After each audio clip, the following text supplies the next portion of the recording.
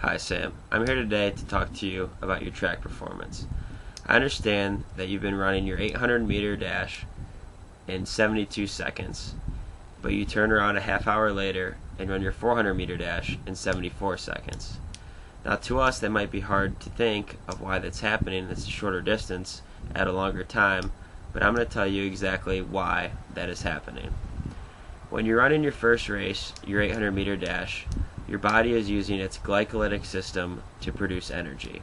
And what this does is it either uses glucose or glycogen and turns that into pyruvate. Once it's turned into pyruvate, that pyruvate can either bond with oxygen and take you in to an aerobic capacity, or it can bind with hydrogen and produce lactic acid. And that's what's happening.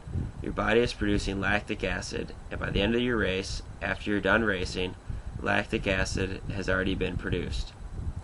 The problem is once you stop running, that lactic acid has already been produced.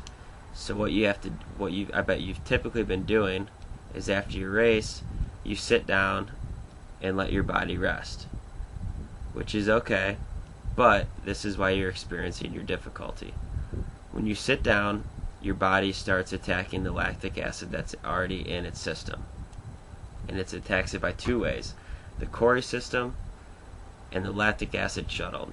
What the Cori system does is it takes the glycolysis in the skeletal muscle. In the skeletal muscle, the glycolysis produces lactic acid, and the Cori system takes that lactic acid into the liver and turns it into glycogen, which can then be used for ATP again. Or the lactic acid shuttle takes the lactic acid from your type 2 fibers and takes them into your type 1 muscle fibers, which can be produced into ATP. But as you're sitting there, your body will only get rid of 50% of the lactic acid that was produced in your body after about 20 minutes to a half hour. So when you're starting your second race, you're already starting the race with lactic acid. And what that lactic acid does is it almost makes it like a thick milkshake in your muscles, and that lactic acid binds with the pain receptors in your legs. So that's where the pain's coming from, and that's where the thick, tired, and slow feeling's coming from in your legs. So what I would suggest you do to help eliminate that lactic acid in your muscles for your second race is after your first race, I think you should perform a light jog, nothing too strenuous, just a light jog. And as you're jogging, that's going to help speed up the Cori cycle and that lactic acid shuttle. And as you're doing that, it's going to increase the blood flow to those muscles in your body, and this could help deplete your lactic acid levels in your 400-meter race. By doing nothing, you start out with 50% of your lactic acid, and if you're doing a light jog for about 20 minutes, you'll start your 400-meter race with only 11% of your original lactic acid. And what this lactic acid's doing, here's a diagram. While you're running your 800-meter race to start, as you're running,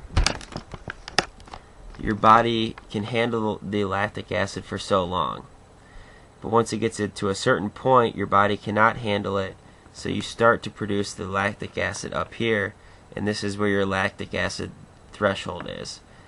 And that's where your Cori cycle and lactic acid shuttle will help to kick in once you start doing your jogging to help move that lactic acid out of your body. I hope you find this information useful.